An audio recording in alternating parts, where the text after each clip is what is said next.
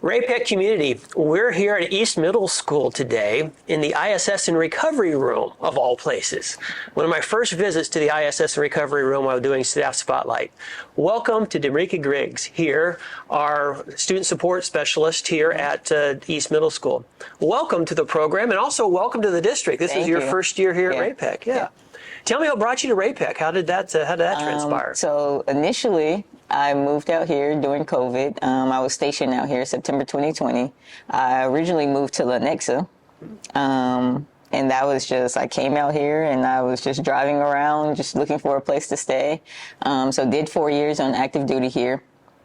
And then actually this past May, I got off active duty and got deployed, and I was like, well, I don't want to drive in the snow. Yeah. And then from there, moved to Belton and got an apartment. My original plan was to move back home in July, this past July.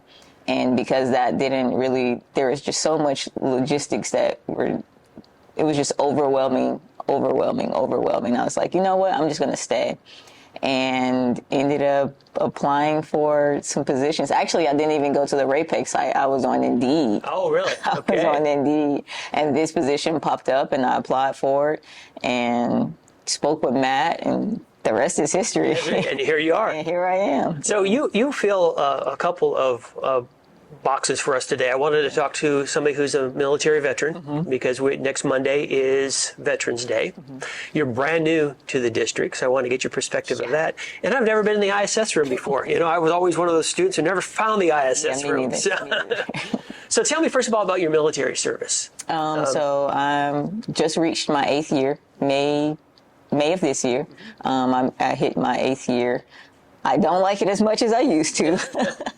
I think just because times are just changing. Yeah. So with change, you have to adapt to a lot of different things. And then on top of that is, I think my body is a little bit older from all the... It happens. Exactly.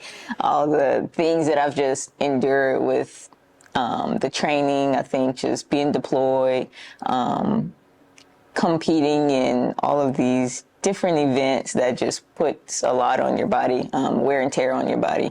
But by far the most rewarding thing I've ever done in my entire life. Yeah. The doors that it's opening, the opportunities that it's giving me. As I was telling you before we even started this, the amount of countries I've gone to because of the military it's been an amazing experience. But I'm ready for it to come to an end. Well, we're grateful for your service, and we have a lot of employees, team members in Ray-Pec who have had service, who are currently reservists or still a part of the service. So on behalf of a grateful country and a grateful school district, thank you for your service in the military. Talk to me a little bit about being new to Ray-Pec. So this is totally different environment from what I'm used to. For sure, smaller, as you can imagine. Where I come from in the bigger city, which is Atlanta. Yeah. There's a ton of middle schools, a ton of elementary schools, a ton of high schools. But what I think I love the most is how supportive it is, the family environment. I remember my first Ray-Pec high school football game was the very first home game. Yeah. And to just see all the kids, the entire community just at the game. I couldn't even find a seat. Yeah, there you go. I couldn't even find a seat. And I think that for me,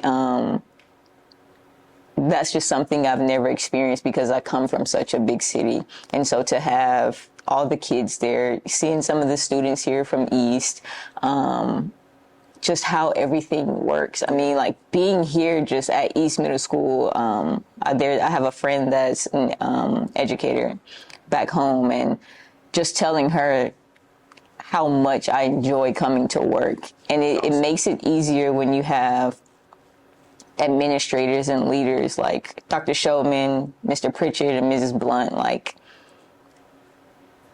what they bring to the table, I've never experienced that before. And it makes just working here that much easier. It makes waking up that much easier. I don't want to miss days. I love the the family. I love the support. I love that even though, we view South as like, a rival, it's still a big family. And that's just something like I've never experienced, and something honestly that money can't buy. So I love your spirit on that, because that's exactly, I think, the one thing that attracted me from a larger district over here too was that family feel. We're one of the largest school districts in Missouri with still just one high school. Wow. And I think it allows us to be small but big at the same time, and that's kind of the cool thing. Yep.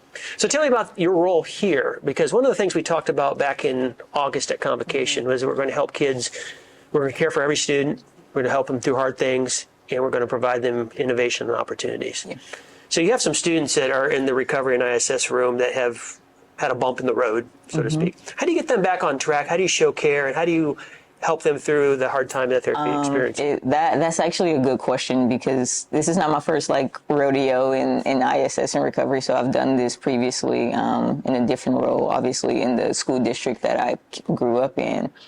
Obviously, I've grown since then. I think that was 2018, 2019. So I've obviously, grown as a person. I've gone through some experiences. I think one of the things I've been pretty intentional about this year in particular, or just being back in education, is processing. I take the time to allow them to feel all the feels. If they come in upset, take a minute. If you're sad, take a moment, gather yourself. I give them that time because I realize, as an adult, we want the same thing. When we're mad and upset, you don't want anybody talking to you right away. So I give them that time to themselves to come down. And when they're ready, if you can look over there, there's 2 timers. I turn them upside down and I let them drip through. And, I invite them either to come to my desk or we step outside. And I give them that one-on-one time. So processing is what I've realized is a huge thing. And then we just kind of talked through what happened. Yeah. I allow them to give me their side of the story. I ask follow-up questions. Most of the time I ask open-ended questions to get more information.